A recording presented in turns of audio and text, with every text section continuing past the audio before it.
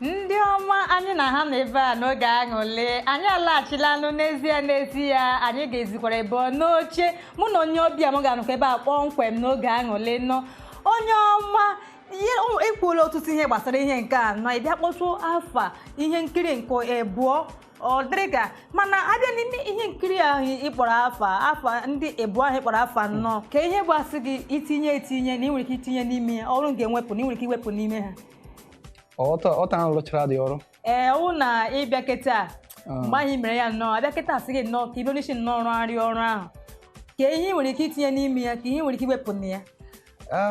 ihe m ga-like itinye n'ime ya bụ na enwere part shootrụ ihe dịka office settings ihe dịka ebe a na-arụ ọrụ ama like shoot ya ka ọ dịkwa more exposed ka ọ dịkwa more complex ka the place makwa more mma so that day I shoot that video I'm out of time, so just say can manage things around me that time. So when we come more time, you rewind the clock back. I'm say can add other part back. Mana abịa nne ya si na ife a bụ oke na-arụ ihe nke a kịta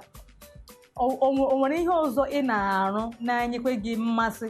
ka ọ na ọjọọ nọ were nke anọ si na ihe ahụ ihe ị ga-arụ n'ihi ọ na-elere gị sef ọ dịzie ka iwu onye egwu amara m ihe na-arụ dị iche ọdụ too much ị na-arụ ha ka ọwụ ịma na o nwere ihe na-akpọsị mmadụ na-arụ ihe nwere ike ịrụpụrụ ihe a na onye a m na-eme ihe ndị a mba ihe ndị ahụ ihe na-eme professionally ebudoro m as a dance instructor before anụm aga dance instructor ya bụ onye na-atụzi aka ndị na-atụzi ndị mmadụ otu esi agba egwu so anụm agasa skuulu ụlọ akwụkwọ dị iche iche na-ekụziri ha otu ha si egbu egwu professional ọwụ ka jos ịpụtara ya na-agba egwu na egwu egwu itiche ịhụ the benefit na ihe niile gbasara igba egwu mana ịgbaala ndị na-eti egwu nke gbara ha nke vidiyo ahụ ịgbaala ha nke ya bụzi na ihe na-arụ bụ ịkụziri mmadụ ka esi agba egwu ahụ ya na nke ugbu anyị na-emezi keta mana ewezighị ihe ndị nke ahụ ka ihe ọzọ gbasara keta ihe ahụ nwere ike ime ka m tinye ozi ihe nke ka ihe ga-akpọ ya ihe nwere ike ime ana m eme make-up professionally makeup ya bụ ndị ahụ na-edozi anyị ndị na-edozi ihu no then formally before nwe my own personal makeup artist that is Opravian Beauty World nweta ọrụ like that I'ma find a time budo very early make up all my models ya wo ihe na-akọwa kịta bụ si na otu ede na asị na-ejiri nke na-agba pensụl nọ ị na-eme ihe ndị a makeup make it very very beautiful n'ọzọ ya m ga-anọ ebe a gị onwe ga-eme m imecha m nọ isezi ihu gị ofu ebe n'ihu so ị na-emekọta ihe ndị ka ahụ ọnụ ka ọwụ azị ị na-eme ihe ndị a ana m eme ya professionally ana m eme ya very very well ọrụ anyị na-arụ now I need me devote a lot of time, so when we can make more time in nature all those things. Man, all here now very well. Na ihe kwuru eziokwu mana asị na Chukwu kere ọkụ nnọọ o were gbasasị ha na anwụ ozizi onye ọbụla chọrọzie nke ya mana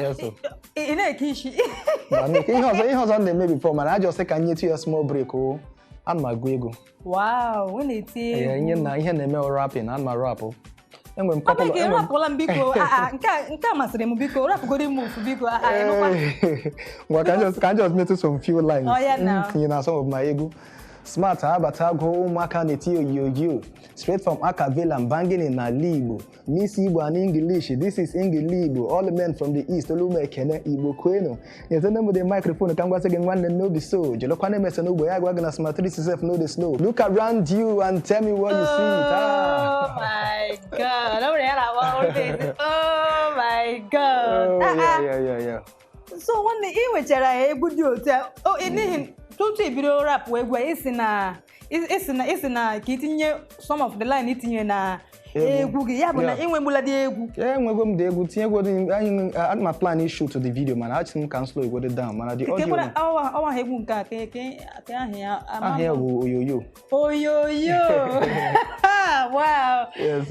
n'ezie na nwa ma ya ọ dịzie ka ịlakiri ọwụ ihe na-amasị gị rapụ egwu so ọ wụsị na abịa n'ala Igbo ke onye na-arapụ egwu ihe dị ka mmadụ ịtọ na-arapụ egwu ndị ka na-amasị gị ọfụma ndị ka na-amasị m ọfụma first of all Fino second Fino eze nnụnụ ezeke yes number 2 Zoro Zoro yes number 3 Tidians yeah one of Fino I think his last album feature the guy there kekwana egwu bụ ihe ahụ enwe egwu ọ gụrụla is very very popular ọ sị na anyị bụ ndị Igbo anyị bụ ndị Igbo anyị bụ ndị Igbo wow mana abịa n'egwu Fino ahụ niile nnọọ nke bụcha nnọọ na ọ na-aba gị kewo naanị ọ na-eme gị jigijigi this in Kush enwegwu ọ na-akpọ Kush I think ọwa egwu ahụ ka o bụzoro ị na-agụ egwu ahụ before other songs. Wow. Kush is very old song. Abịa na nke Zoro ke nke ga-akpọ Zoro Ogene na Ogene ama m sị iwe onye Enugu ọ bụ na iwe Enugu na-atụte mana iwe onye Enugu ọ dị mma ndị ọma Igbo unu echefula na ebe anyị nọkwa ụkwa n'oge aṅụrị ọgba na-eji emetụ obi na-emunu sarịsarị nnọọ ofu onye si na ihe pụrụ ọnọchị dị mma and ọwa eziokwu ọwa ofu onye nke a si n'ọnụ ndị Igbo ikwure si nnọọ ofu mmadụ wee sizie si na o si na ihe na-eme ihe ọchị ọ na-akpọ ya ọgwụ echiche ya bụ anyị nọ ebe a n'oge aṅụrị ị na-enye n'ọgwụ echiche ahụ ya bụ ihe ga na-emu n'obi na-eme unu sarị mụ na Smart ga n'ogodo ebe a n'ihi na o nwere mgbe o bido ịrapụ egwu ahụ ọ sị mụnwa bụ Smart so m ga-ahapụzi obi ma kpọzie gị Smart ọ wafa gị ama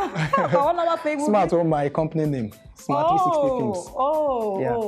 Ịba na ọ na-eme mmadụ ọ sị na onye ajụjụ anaghị efu ụzọ mana ajụkwala karịa kwa onwe ike taa